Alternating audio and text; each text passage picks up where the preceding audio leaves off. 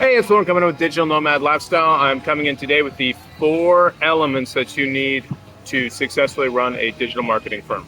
So starting off, why the hell should you listen to me? I've been working in digital marketing firms for about 5 years. I started my own digital marketing firm, L. Ross Marketing Consulting, where I make a handsome living, built it from scratch. So I have a pretty good idea of what it takes. Number 1 is going to be relationships. So your ability to build relationships, to connect with other people, is going to be your most important asset. Specifically, you can break those relationships up into 3 different sort of categories. Number 1 is going to be the relationship with your clients. The relationship you have with your clients is more important than the results that you get. And to repeat that, the relationship that you have with your clients is more important than the results that you will get. I've had plenty of clients where I got way better results than for some of my best clients that I've had for years, but I did not have a good relationship with them, and the trust wasn't quite there, so they left. I hate to admit that, but it's true. And it hurts, and like you're looking at it, it's like, man, look at these KPIs, look at these results. Why the fuck did this person leave? Because they didn't have the trust and that relationship wasn't there.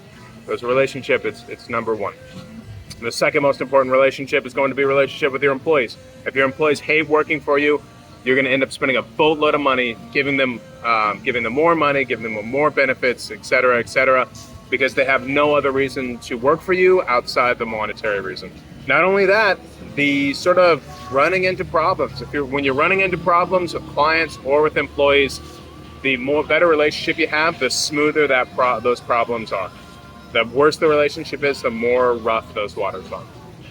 You do have to be careful with that on the flip side. If the client has a lot of trust in you, you can get a little bit, you can become a little bit complacent and some of the stuff. It's like, it's okay, that's not that big of a deal, because they're not really pushing it that hard. So you do have to be careful with that to not take advantage of the times when those clients who really trust you quite a bit. The third most important category of those relationships is people in your industry or related industries. So getting to know people in your industry or related industries is a huge way to build referrals. It's a huge way to stay up to date on the industry and get good insights into different strategies and approaches. But if you're a jerk and nobody wants to talk to you, then you're going to have a tough time building those relationships and really kind of maximizing it. The second area is going to be knowledge, which is pretty self-explanatory. If you don't know what the fuck you're talking about, or you can't find somebody who knows what the fuck you're talking about, you're not going to go very far. Eventually, it's going to collapse. First business that I kind of started when I first started getting into digital marketing, I didn't know a whole lot of what I was doing. I tried to kind of start a firm, but me and the individual I was working with, as much as I love the guy, neither of us really knew how digital marketing worked, and so it fucking crashed, The reason for that is because we didn't have knowledge, or we didn't know somebody who did have knowledge. So you either got to have the knowledge or know somebody who does. Third is going to be delivering results. This is an interesting piece, but really, if you do not have the ability to build solid relationships and you do not have the knowledge, someone who does have the knowledge, the building results doesn't really matter. It's a little bit counterintuitive that would be number 3 of the 4. You'd think that would be number 1, but really number 3. So driving those results, really how you drive those results is very contingent on your sales process. So your sales process, are you promising this client that their ex-wife's going to get back together with them, their kids are going to love them again, and the world's going to be a more beautiful place if they choose you as a digital marketer? Or are you being, on the flip side, too pessimistic about those results?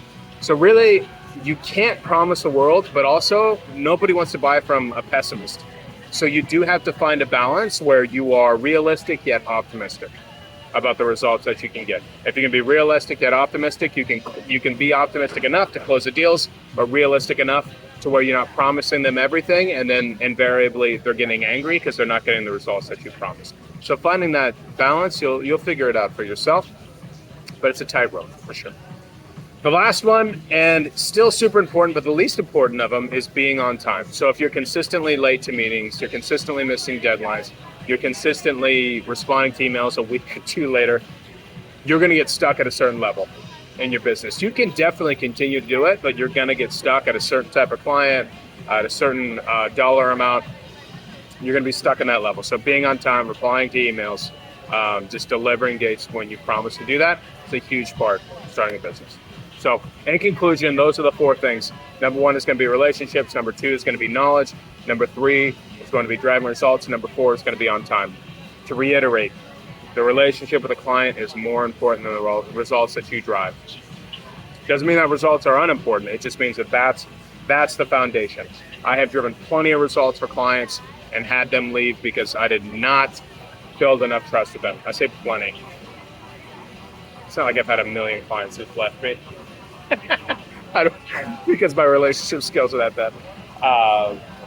But I've had a number of them. And it was very surprising. On the flip side, I've had clients that stayed with me when we had rough times and the results weren't looking all that good because I had a very solid relationship. So remember those 4 things. If you have any questions about any of it, feel free to reach out. Official Digital Nomad Lifestyle on Instagram is the most active social media channel for me. Digital Nomad Lifestyle on Facebook, digitalnomadlifestyle.com, and I think there's a fucking TikTok out there that I use every once in a while. If anybody is interested in doing TikTok work and wants to learn about digital marketing, let me know. We might be able to figure out some sort of internship gig. Paid, of course.